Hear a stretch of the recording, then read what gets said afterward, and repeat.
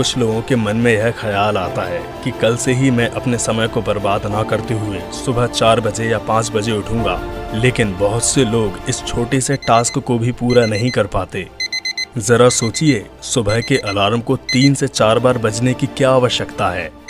ध्यान दीजिएगा, अगर आप अलार्म की पहली घंटी बजने के साथ ही उठ जाते हैं और अपने लक्ष्य के प्रति कार्य करते हैं, तो वही आप सफलता पाने के वास्तविक हकदार हो सकते हैं। और बहुत से लोगों का यह जुनून कुछ ही दिन में खत्म हो जाता है और वे सोचते हैं कि जाने दो, कौन अपनी नींद को खराब करे।